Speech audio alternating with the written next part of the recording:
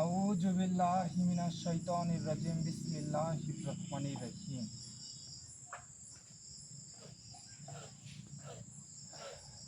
Hello viewers, আসসালামু আলাইকুম।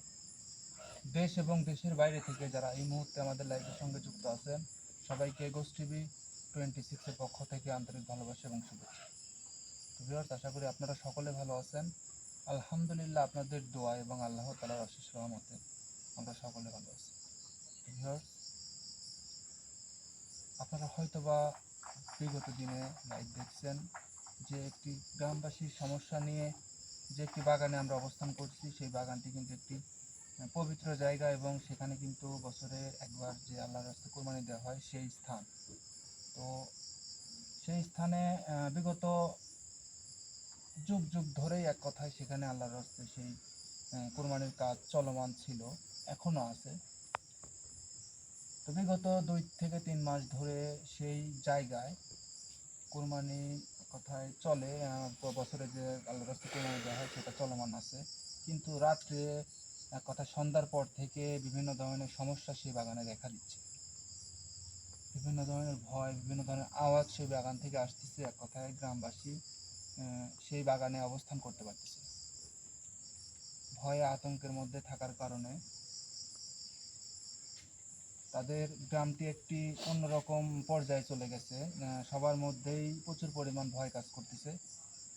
কারণ কিছুদিন আগে একটি লোকের, এক কথায় সেই গ্রামের একটি লোকের এমন ধরনের একটি সমস্যা হয়ে গেছে সেই বাগানে, এক কথায় ভয় পেয়ে সেই বাগানে যে সমস্যাটি আছে সেই সমস্যাটি সে দেখতে পায় এবং তাকে বিভিন্নভাবে ভয় দেখানো হয়। সেই ভয়টা তার শরীরে বসে গিয়ে সে একবারে মৃত্যুর মুখে গিয়ে দাঁড়ায় আছে। সে বিছানাগত অবস্থায় পড়ে আছে। তো তাকে আমি চিকিৎসা দিচ্ছি, ইনশাল্লাহ অতি তাড়াতাড়ি সে সুস্থ হয়ে যাবে। কিন্তু যে বিষয়টা আমি দেখতে পাইছি ওই জায়গায় গিয়ে, গতকালকে হয়তো বা লাইভ দেখছেন, সেই জায়গায় গিয়ে আমি হঠাৎ করে একটি ইঙ্গিত পাই এবং সেখানে অবস্থান করার পরে দেখি যে সেখান থেকে একটা অসুন্দর একটা ঘ্রাণ বের হচ্ছে। সুন্দর একটা ঘ্রাণ বের হচ্ছে, যে ঘ্রাণের কথা আমি ভাষায় প্রকাশ করতে পারবো না। তো সেই ঘ্রাণটা পাওয়ার পরে আমি ওই দিক দিয়ে, মানে এক কথায় চারিদিক দিয়ে দেখার পরে একটা কবরের মতো একটা জায়গা দেখতে পাই। তো আমি পুরোপুরিভাবে শিওর না যে সেটা কবর। তো সেই বিষয় নিয়ে আমি হুজুরের সঙ্গে কথা বলবো, এর জন্য আমি আপনাদের মাঝে লাইভে আসছি।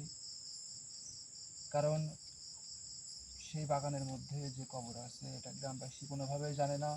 লাইভ শেষ করার পরে আমি গ্রামবাসীর কাছে যাওয়ার পরে গ্রামবাসীকে জিজ্ঞাসা করছি যে সেখানে যে একটা কবর আছে সেটা আমাকে আগে বলেননি কেন। গ্রামবাসী কোনোভাবেই জানে না যে সেখানে একটি কবর আছে। তো সেখানে যিনি এই সমস্যাটি করছে তিনি কিন্তু শিমুল ভাইয়ের শরীরের মধ্যে হঠাৎ করে কালকে হাজির হয়। তিনি কিন্তু বলে যে তোর এই বিষয় নিয়ে তোকে সব কিছু খুঁজে বের করতে হবে, তোকে সব কিছু জানতে হবে। তো আমি কিন্তু 5 থেকে 7 দিন সময় নিয়েছি। কেন এই সমস্যাগুলো হচ্ছে, কেন আগে এই সমস্যা কোনোভাবে হয়নি। তো ভিউয়ার্স, আমি আর বেশি কথা বলবো না, আমি হুজুরকে ডাক দেবো, আমি হুজুরের সঙ্গে এই বিষয় নিয়ে কথা বলবো। আপনারা পুরোপুরি লাইভটা দেখতে থাকবেন আর আমাদের সকলের জন্য দোয়া করবেন। শুনুন ভাই, প্রস্তুত আছেন?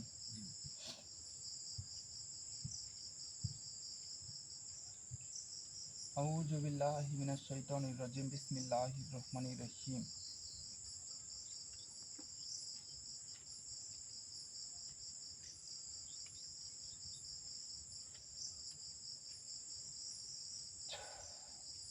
আউযু বিল্লাহি মিনাশ শাইতানির রাজিম বিসমিল্লাহির রহমানির রহিম।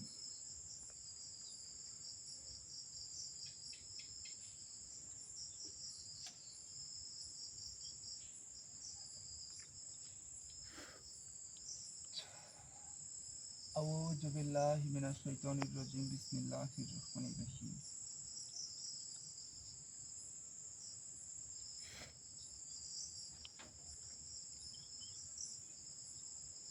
আল্লাহু আকবার।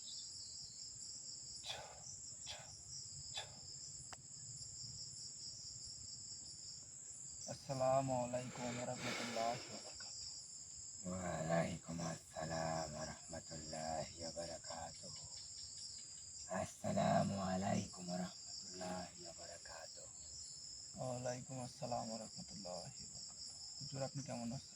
আলহামদুলিল্লাহ, আল্লাহর অশেষ রহমতে, তোদের দোয়া এবং ভালোবাসা আলহামদুলিল্লাহ আমি অনেক ভালো আছি। তুই কেমন আছিস? আলহামদুলিল্লাহ, আমি ভালো আছি। হুজুর, আপনাকে হঠাৎ করে ডাকছি। বল। বিষয় হচ্ছে, গতকালকে আমি একটি জায়গায় অবস্থান করি। সে জায়গায় গ্রামবাসীর সমস্যা, যে জায়গায় সমস্যা, সে জায়গায় এক কথায় পবিত্র একটি জায়গা। বুঝতে পারছি তুই আমাকে কি জন্য ডাকছিস। অবশ্যই বুঝতে পারছেন, কারণ আপনি আমার সাথে সবসময় থাকেন, আমি কি করি না করি সব কিছুই জানেন। তো সে জায়গায় আমি একটি খবর দেখতে চাইছিস, খবর দেখতে পেয়েছিস। কবর দেখতে পাইছি। তার থেকে বড় কথা হচ্ছে, সেই জায়গায় যে একটা অসুন্দর ঘ্রাণ, একটা একটা সুন্দর ঘ্রাণ, যে ঘ্রাণের কথা আমি আপনাকে ভাষায় মানে বলতে পারতেছি না, যে এরকম ঘ্রাণ, এরকম ঘ্রাণ। একটা মিষ্টি সুগন্ধি। হ্যাঁ, এরকমই, কিন্তু সেই ঘ্রাণটা কোথায় থেকে আসতেছে? যেখানে আমি একটা কবর দেখতে পাইছি, সেটা যে কি কবর সেটাও আমি পুরোপুরিভাবে শিওর না। সেটা কি কবর? এখন আপনি যদি বলতেন যে সেটা কবর, বা কার কবর, বা কবর থেকে সেই ঘ্রাণটা আসছে। আমি শুধু এটুকুই বলতেছি, ওটা একটা কবর, ঠিক আছে, আর ওই কবর থেকেই সেই সুগন্ধিটা আসতেছে। কিন্তু ওইটা কার কবর, কি জন্য এখানে কবর দেওয়া হয়েছে, এইগুলো বিস্তারিত আমি বলতে পারবো না, বা বলার আমার এখতিয়ার নেই। তোকে কিন্তু ওই জিন যেখানে থাকে, যার শরীরে তোদের দলের একজনের উপরে প্রবেশ করেছিল, জি, সেও কিন্তু বলতে পারে নাই কেন করতেছে এগুলা সে, জি, কারণ তার বলারও এখতিয়ার নেই। জি, সেও এটা আমাকে বলেনি। এটা তোর শক্তি দিয়ে, তোর বুদ্ধি দিয়ে এটা বের করতে হবে, কে থাকে, কি জন্য থাকে, কেন ওই কবরটা দেওয়া হয়েছিল ওই জায়গায়, কেন সুগন্ধি বের হচ্ছে ওই কবর থেকে। বিষয় হচ্ছে, কবর আছে ঠিক আছে, সুগন্ধি বেরোচ্ছে ঠিক আছে, কিন্তু বিগত দিনে তো এরকম সমস্যা ছিল না। হঠাৎ করে 2-3 মাসের মধ্যে এরকম সমস্যার সৃষ্টি কেন হলো? এর ঘটনাটা আমি পুরোপুরিভাবে মানে বুঝতে পারতেছি না, কেন এই সমস্যাগুলো হঠাৎ করে সৃষ্টি হয়েছে। গ্রামবাসীর সমস্যা এক কথায় পড়ে গেছে, তারা অনেক ভয়ে আছে, আতঙ্কের মধ্যে আছে। এটা তো তুই যদি জানতে চাস তাহলে তোর অনেক পরিশ্রম হবে। আর তুই যদি বলিস যে হুজুর আমাকে আপনি বলে দেন, আমি পারবো না, কারণ সেই এখতিয়ার আমার নেই, বা আমার বলাটা বলতে আমি পারবো না, সেও পারবে বুঝতে না, পারছি, আমিও মানে পারবো না। এখানে কোনো জিনজাতি বা কারো বলা এক কথা নিষেধ। হ্যাঁ, তো যাই হোক, যেহেতু বলা নিষেধ, তাহলে বলতে হবে না। তো আপনি তো জানেন যে পরপর অনেক বিপদের মধ্যে পড়ে আজকে আমি নিঃস্ব অবস্থায় আছি। বিপদ হবেই, এই বিপদ কাটিয়ে সামনে যেতে হবে। আর আরেকটা কথা, সবসময় সাবধানের সাথে চলাফেরা করতে হবে। কোনো জায়গায় যদি তুই যাস, এর আগেও বলছি, এখনো বলছি, একবারের জায়গায় দুইবার, দুইবারের জায়গায় পাঁচবার, পাঁচবারের জায়গায় 10বার ভেবে তারপর ওই জায়গায় ধাপ দিবি। অবশ্যই, অবশ্যই, এর জন্যই আমি অনেক চিন্তার মধ্যে আছি। হ্যাঁ, আর যদি যে কোনো জায়গায় যদি যদি দেখা যাচ্ছে যে হুট করে এক জায়গায় চলে যেতে হচ্ছে, তাহলে অবশ্যই আমাকে একটি বারের জন্য হলেও স্মরণ করবি, হুট করে কোথাও অবশ্যই, যাবি না। অবশ্যই, কারণ পরপর বিপদে পড়ে আমি আজকে গলা পর্যন্ত এক কথায় দেবে আছি মাটির নিচে। তো আর অল্প একটু ধরেন বিপদের মধ্যে পড়লে পুরোপুরি দেবে যাব, কোনোভাবে আর ওঠার শক্তি হয়ে দাঁড়াবে না আমার। তো ইনশাল্লাহ। আল্লাহ তালার হুম, দোয়ায়, আমার ভালোবাসার মানুষের দোয়ায়, আপনাদের দোয়ায় আমি, যে একটা বড় বিপদ গেল, ওই বিপদ থেকে কোনোভাবে আর কি উঠে দাঁড়ায় আছি। তো আমি চাইবো না যে আর কোনোভাবে বিপদে পড়ি। তো যেহেতু গ্রামবাসীর মানুষ আমাকে অনেক দিন ধরে এই বিষয়টা জানাইছে, অনেক কান্নাকাটি করছে আমাকে, আমার সঙ্গে কথা বলা অবস্থায়। তো আমি এদিকে একটু ঝামেলার মধ্যে থাকার কারণে আমি সেখানে অবস্থান করতে পারি না, কিন্তু আমি 2 দিন অবস্থান করার পরে যেটুকু বুঝতে পারলাম সেখানে বড় একটি সমস্যা হয়ে আছে, এবং সেই সমস্যাটি যদি অতি তাড়াতাড়ি সমাধান না দিই তাহলে বড় একটা কিছু হয়ে যাবে সেখানে। হ্যাঁ, আর তুই তো বেশি সময়ও নিয়ে আসিস নাই, মাত্র 5-7 দিন সময় নিয়ে এসেছিস। কারণ 5-7 দিন সময় নিয়েছি, এখন আল্লাহ তাআলা দোয়ায় ইনশাল্লাহ আমি সেটা জানবো এবং সেখানে সমস্যাটি আমি সমাধান দেওয়ার চেষ্টা করব। ঠিক আছে, আপনারা যদি ইনশাল্লাহ। দোয়া করেন, আমার ভালোবাসার মানুষ যদি দোয়া করে পাশে থাকে, আল্লাহ তাআলা চাইলে সব কিছুই সম্ভব। আমার দোয়ার তোর জন্য সব সময় থাকবে। আর আমার ভালোবাসার মানুষের অনেকের সমস্যা এখনো সমাধান দিতে পারিনি।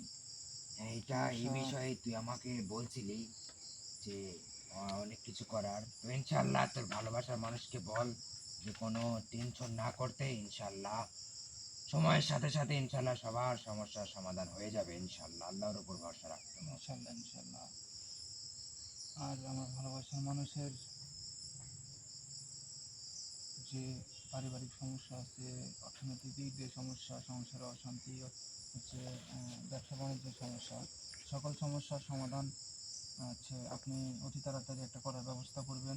আর যে সেই গুরুজি মালিককে উদ্ধারের জন্য যারা সহযোগিতার হাত বাড়াইছিল তাদের সম্পদ এখনও অনেকটুকুই আছে, অনেকের সম্পদ আছে, আহ, এক আন্টির সম্পদ পুরোপুরিভাবে আছে।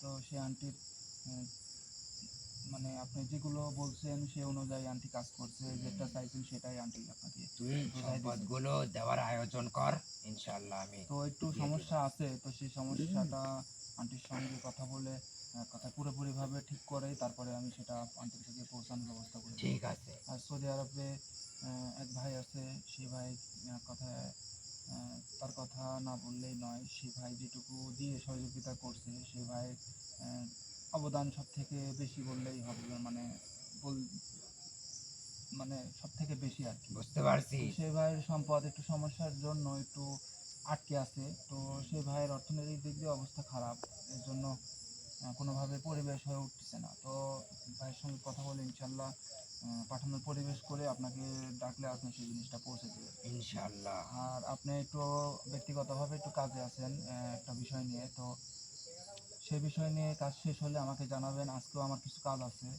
অনেকের জিনিস পৌঁছাইতে হবে, তো কাজটা শেষ হলে আমাকে ইঙ্গিত দিয়ে আর ইঙ্গিত দিবেন, এবং ইঙ্গিত দিলে আমি আসনের ব্যবস্থা করে সেই ভাইয়ের জিনিসগুলো পৌঁছে দেব। আর বেশি কথা বলতে চাচ্ছি না, কারণ আমি চাইছিলাম যে আজকে আপনার সঙ্গে কথা বলে আমি রাত্রে একটা বিষয় নিয়ে একটা আমল পাঠ করব, সেই আমলে চেষ্টা করব যে সেই সমস্যাটা কী। আর সময় আমি এখানে বেশি নষ্ট করব না, কারণ অনেকের সমস্যা নিয়ে কাজ করতে হবে, আবার আমার ব্যক্তিগত একটু কাজ আছে, আবার সেই গ্রামবাসীর কাজ একটু দেখতে হবে আমার ব্যক্তিগতভাবে। তো আপনি আমার ভালোবাসার মানুষের জন্য সকলের জন্য দোয়া করবেন, যারা ঠিক আছে। বিপদে আপদে সহযোগিতার হাত বাড়াইছে, মন থেকে দোয়া করছে। আপনাকে অনেকেই ভালোবাসে, আমাকে যেমন ভালোবাসে আপনাকে সবাই ভালোবাসে। তা তো আমি বুঝতেই পারি। তো আমার ভালোবাসার মানুষ যে যেখান থেকে লাইভের সঙ্গে যুক্ত আছেন, আপনারা কোনো চিন্তা করবেন না, টেনশন করবেন না। যারা সহযোগিতার হাত বাড়াইছেন, দোয়া করছেন, অবশ্যই আল্লাহ তাআলার পক্ষ থেকে একটা সুই হলেও আপনারা পাবেন।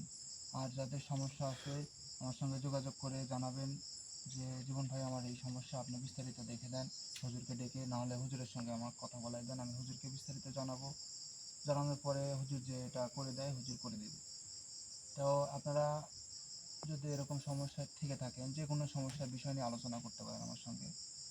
আর যারা সহযোগিতার হাত বাড়াইছেন তাদের জিনিসগুলো অবশ্যই অতি তাড়াতাড়ি পৌঁছে দেওয়া হবে, কারণ এখনও কিন্তু গুরুজি মালিক উদ্ধার হয়নি, কারণ সেই 3টা পাথরের শক্তি আস্তে আস্তে আস্তে আস্তে আস্তে আস্তে সেই পাথরের মধ্যে প্রবেশ করতেছে। তো হুজুর আপনি চলে যান, ইনশাল্লাহ আল্লাহ তাআলা যদি বাঁচিয়ে রাখে, যদি কোনো কারণে দরকার হয় আপনাকে ডাকার, অবশ্যই আপনাকে ডাকবো। ঠিক আছে। আসসালামু আলাইকুম রহমতুল্লাহ। ওয়ালাইকুম আসসালাম রহমতুল্লাহি ওয়া বারাকাতুহু। আসসালামু আলাইকুম রহমতুল্লাহ। ওয়ালাইকুম আসসালাম রহমতুল্লাহ।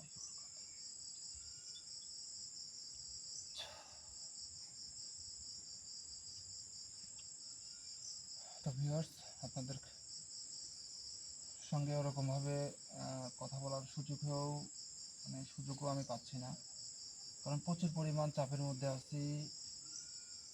এক কথায় কাজ শেষ করার পরে সকালবেলা ঘুম থেকে ওঠার পরে যদি বের হওয়া যায়, দেখা যায় যে 2-3টা রোগী বাসায় সামনে এসে আছে, এক কথা বাসায় এসে আছে। তো তাদেরকে তো আর তাড়াই দেওয়া যায় না, তাদের সমস্যাগুলো দেখতে গেলে আপনাদেরকে সময় দিতে পারতেছি না, কারণ আমি ওই কাজটা নিয়ে কিছুদিন দৌড়াদৌড়ির জন্য অনেকে এসে বাসা থেকে ঘুরে গেছে। তো এর জন্য একটু চাপের মধ্যে আছি। দিনে বাড়ির ওপর প্রায় অনেকগুলো মানুষ আসতেছে তাদের সমস্যা, কারণ সমস্যা না হলে তো কেউ আসে না, মানুষ বিপদে পড়লেই তো একে অন্যের কাছে যায়। তো তাদেরকে তো আর ফিরিয়ে দেওয়া যায় না, তাদের সমস্যাগুলো দেখতে হচ্ছে। ইনশাল্লাহ আপনারা অনেকেই ফোন দিচ্ছেন, ফোনে পর্যন্ত কথা বলতে পারিনি, তো ইনশাল্লাহ অনেকেই যারা ফোন দিচ্ছেন ইনশাল্লাহ আমি লাইভ শেষ করে হয়তো বা আপনারা ফোন দিবেন, নয়তো আমি সবাইকে ফোন দিয়ে সবার সঙ্গে কথা বলবো। সবাই ভালো থাকবেন, সুস্থ থাকবেন, আমাদের সকলের জন্য দোয়া করবেন।